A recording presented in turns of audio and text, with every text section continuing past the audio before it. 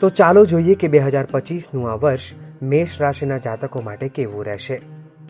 શારીરિક સ્વસ્થતા સારી રહેશે. ઓક્ટોબર નવેમ્બર દરમિયાન માનસિક પરેશાની રહેશે.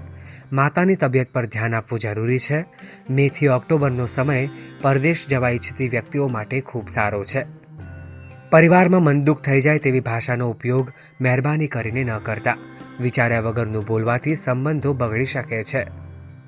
જે જાતકો પ્રેમ લગ્નની ઈચ્છા રાખતા હોય એમની સામેના પાત્રનો નિર્ણય અચાનક બદલાઈ જાય તેવું પણ બને. સંતાનની બાબતમાં કાળજી રાખવી પડે. પ્રેગ્નન્સી દરમિયાન મિસકેરેજ ન થાય તેનું ધ્યાન રાખવું.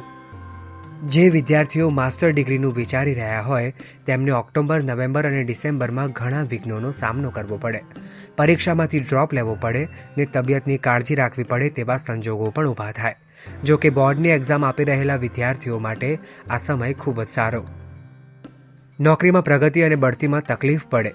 નોકરી બદલવાના પણ યોગ છે. ધંધાદારી વ્યક્તિએ બિનજરૂરી ખર્ચા ન થાય તેનું ધ્યાન રાખવું. ઇમ્પોર્ટ એક્સપોર્ટના બિઝનેસ માટે આ સમય ખૂબ જ સારો. મીન રાશિનો શનિ તમને બિનજરૂરી ખર્ચા કરાવશે. આર્થિક સંકળામણનો ભોગ બનશો. શારીરિક સુખાકારી પાછળ ખર્ચ કરવો પડે. વાહન કે પ્રોપર્ટી ખરીદવા ઈચ્છતા મેષ રાશિના જાતકોને સંઘર્ષ કરવો પડે. જમીનના કાગળિયામાં ગેરસમજ તેમજ ડોક્યુમેન્ટ્સ અધૂરા હોય તેમ પણ બને. કાર લેવા માટે મેથી ઓક્ટોબર સુધીનો સમય ખૂબ જ સારો.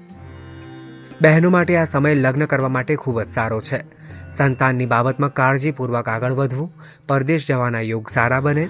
નોકરિયાત બહેનોને થોડા સંઘર્ષનો સામનો કરવો પડે. એ જાતકો જેની જન્મ તારીખ 20 માર્ચથી 20 એપ્રિલ વચ્ચે આવે છે તેમણે ગુરુ અને શનિ ગ્રહના ઉપાયો ખાસ કરવા. ધંધામાં ઈચ્છાપૂર્તિ માટે દર શનિવારે શનિ મહારાજના મંદિરે સૂર્યાસ્ત પછી જવું. સરસવનું તેલ તેમજ આકડાની માળા શનિ મહારાજને ચડાવવાથી ખૂબ જ ફાયદો થશે.